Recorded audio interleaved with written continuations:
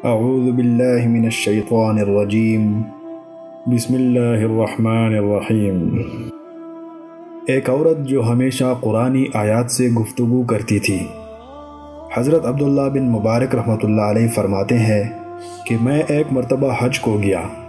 ایک سفر کے دوران راستے میں مجھے ایک بڑھیا بیٹی ہوئی ملی جس نے اون کا قمیص پہنا ہوا تھا اور اون ہی کی اوڑھنی اوڑھے ہوئی تھی۔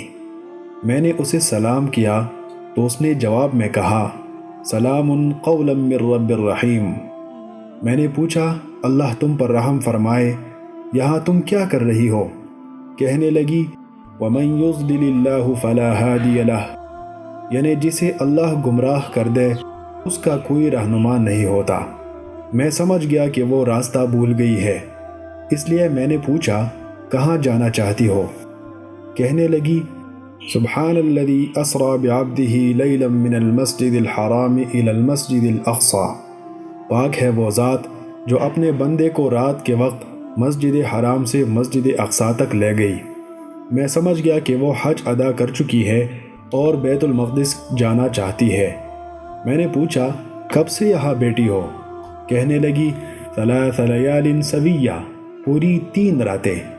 میں نے کہا، تمہارے پاس کھانا وغیرہ نظر نہیں آ رہا، کھاتی کیا ہو؟ جواب دیا، هو یطعمنی ویسقینی، وہ اللہ مجھے کھلاتا ہے پلاتا ہے۔ میں نے پوچھا، وضو کس چیز سے کرتی ہو؟ کہنے لگی، فتیمموا صعیدا طیبا، پاک مٹی سے تیمم کر لو۔ میں نے کہا، میرے پاس کچھ کھانا ہے، کھاؤ گی؟ جواب میں اس نے کہا، اتم الصیام الی اللیل، رات تک روزوں کو پورا کرو۔ میں نے کہا، یہ رمضان کا زمانہ تو نہیں ہے؟ بولی، وَمَن تَطَوَّعَ خَيْرًا فَإِنَّ اللَّهَ شَاكِرٌ عَلِيمٌ، اور جو بھلائی کے ساتھ نفلی عبادت کرے تو اللہ شکر کرنے والا اور جاننے والا ہے۔ میں نے کہا، سفر کی حالت میں تو فرض روزہ چھوڑنا بھی جائز ہے۔ کہنے لگی، وَإِن تَصُومُوا خَيْرٌ لَكُمْ إِن كُنتُمْ تَعْلَمُونَ، اگر تمہیں ثواب کا علم ہو تو روزہ رکھنا زیادہ بہتر ہے۔ میں نے کہا، تم میری طرح کیوں بات نہیں کرتی؟ جواب ملا، ما یلفظ من قول الا لدیہ رقیب عتید، انسان جو بھی بات بولتا ہے اس کے لیے ایک نگہبان فرشتہ مقرر ہے۔ میں نے پوچھا، تم ہو کون سے قبیلہ سے؟ کہنے لگی، لا تقف ما لیس لک بہ علم، جس بات کا تمہیں علم نہیں اس کے پیچھے مت پڑو۔ میں نے کہا، معاف کرنا مجھ سے غلطی ہوئی۔ بولی، لا تثریب علیکم اليوم یغفر اللہ لکم، آج تم پر کوئی ملامت نہیں، اللہ تمہیں معاف کرے۔ میں نے کہا، اگر چاہو تو میری اونٹنی پر سوار ہو جاؤ اور اپنے قافلے سے جا ملو۔ کہنے لگی، وما تفعلوا من خیر یعلمہ اللہ، تم جو بھلائی بھی کرو اللہ اسے جانتا ہے۔ میں نے یہ سن کر اپنی اونٹنی کو بٹھا لیا، مگر سوار ہونے سے پہلے وہ بولی، قل للمؤمنین یغضوا من ابصارہم، مومنوں سے کہہ دو کہ وہ اپنی نگاہیں نیچے رکھے۔ میں نے اپنی نگاہیں نیچے کر لی اور اس سے کہا، سوار ہو جاؤ۔ لیکن جب وہ سوار ہونے لگی تو اچانک اونٹنی بگڑ کر باغ کھڑی ہوئی اور اس جدوجہد میں اس کے کپڑے پڑ گئے۔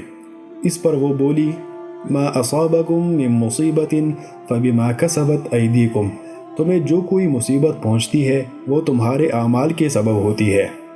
میں نے کہا، ذرا ٹھہرو، میں اونٹنی کو باندھ دوں پھر سوار ہونا۔ وہ بولی، ففہمناہا سلیمان، ہم نے اس مسئلے کا حل سلیمان علیہ السلام کو سمجھا دیا۔ میں نے اونٹنی کو باندھا اور اس سے کہا، اب سوار ہو جاؤ۔ وہ سوار ہو گئی اور یہ آیت پڑھی، سبحان الذی سخر لنا ھذا وما کنا لہ مقرنین وإنا الی ربنا لمنقلبون، پاک ہے وہ ذات جس نے اس سواری کو ہمارے لیے رام کر دیا اور ہم اس کو کرنے والے نہیں تھے، اور بلا شبہ ہم سب اپنے پروردگار کی طرف لوٹنے والے ہیں۔ میں نے اونٹنی کی مہار پکڑ لی اور چل پڑا۔ میں بہت تیز تیز دوڑا جا رہا تھا اور ساتھ ہی زور زور سے چیخ کر اونٹنی کو ہنکا بھی رہا تھا۔ یہ دیکھ کر وہ بولی، وَاقْصِدْ فِي مَشْيِكَ وَاغْضُضْ مِنْ صَوْتِكَ، اپنے چلنے میں اعتدال سے کام لو اور اپنی آواز کو پست رکھو۔ اب میں آہستہ آہستہ چلنے لگا اور کچھ اشعار ترنم سے پڑھنے شروع کیے۔ اس پر اس نے کہا، فَاقْرَؤُوا مَا تَيَسَّرَ مِنَ الْقُرْآنِ، قرآن میں سے جتنا حصہ پڑھ سکو وہ پڑھو۔ میں نے کہا تمہیں اللہ کی طرف سے بڑی نیکیوں سے نوازا گیا ہے۔ بولی وما یذکر الا اولو الالباب، صرف عقل والے ہی نصیحت حاصل کرتے ہیں۔ کچھ دیر خاموش رہنے کے بعد میں نے اس سے پوچھا تمہارا کوئی شوہر ہے؟ بولی لا تسألوا عن اشیاء ان تبد لکم تسؤکم، ایسی چیزوں کے بارے میں مت پوچھو جو اگر تم پر ظاہر کر دی جائے تو تمہیں بری لگے۔ اب میں خاموش ہو گیا اور جب تک قافلہ نہیں مل گیا میں نے اس سے کوئی بات نہیں کی۔ قافلہ سامنے آ گیا تو میں نے اس سے کہا یہ قافلہ سامنے آ گیا ہے، اس میں تمہارا کون ہے؟ کہنے لگی المال والبنون زینت الحیات الدنیا، مال اور بیٹے دنیاوی زندگی کی زینت ہے۔ میں سمجھ گیا کہ قافلے میں اس کے بیٹے موجود ہیں۔ میں نے پوچھا قافلے میں ان کا کام کیا ہے؟ بولی وعلامات وبالنجم هم يهتدون، علامتیں ہیں اور ستارے ہی سے وہ راستہ معلوم کرتے ہیں۔ میں سمجھ گیا کہ اس کے بیٹے قافلے کے رہبر ہیں، چنانچہ میں اسے لے کر خیمے کے پاس پہنچ گیا اور پوچھا یہ خیمے آ گئے ہیں، اب بتاؤ تمہارا بیٹا کون ہے؟ کہنے لگی واتخذ اللہ ابراہیم خلیلا وکلم اللہ موسیٰ تکلیما یا یحییٰ خذ الکتاب بقوہ۔ یہ سن کر میں نے آواز دی یا ابراہیم، یا موسیٰ، یا یحییٰ۔ تھوڑی سی دیر میں چند نوجوان جو چاند کی طرح خوبصورت تھے میرے سامنے آ کھڑے ہوئے۔ جب ہم اطمینان سے بیٹھ گئے تو اس عورت نے اپنے بیٹوں سے کہا فَابْعَثُوا أَحَدَكُمْ بِوَرِقِكُمْ هَذِهِ إِلَى الْمَدِينَةِ فَلْيَنْظُرْ أَيُّهَا أَزْكَىٰ طَعَامًا فَلْيَأْتِكُمْ بِرِزْقٍ مِّنْهُ۔ اب اپنے میں سے کسی کو یہ روپیہ دے کر شہر کی طرف بھیجو، پھر وہ تحقیق کرے کہ کون سا کھانا زیادہ پاکیزہ ہے، سو اس میں سے تمہارے واسطے کچھ کھانا لے آئے۔ یہ سن کر ان میں سے ایک لڑکا گیا اور کچھ کھانا خرید لایا۔ وہ کھانا میرے سامنے رکھا گیا تو عورت نے کہا کلوا واشربوا ہنیئا بما اسلفتم فی الایام الخالیہ، خوشگواری کے ساتھ کھاؤ پیو بسبب ان اعمال کے جو تم نے پچھلے دنوں میں کیے ہیں۔ اب مجھ سے رہا نہ گیا، میں نے لڑکوں سے کہا تمہارا کھانا مجھ پر حرام ہے جب تک تم مجھے اس عورت کی حقیقت نہ بتلاؤ۔ لڑکوں نے بتایا کہ ہماری ماں کی 40 سال سے یہی کیفیت ہے، 40 سال سے اس نے قرآنی آیات کے سوا کوئی جملہ نہیں بولا، اور یہ پابندی اس نے اپنے اوپر اس لیے لگائی ہے کہ کہیں زبان سے کوئی ناجائز یا نامناسب بات نہ نکل جائے جو اللہ تعالیٰ کی ناراضی کا سبب بنے۔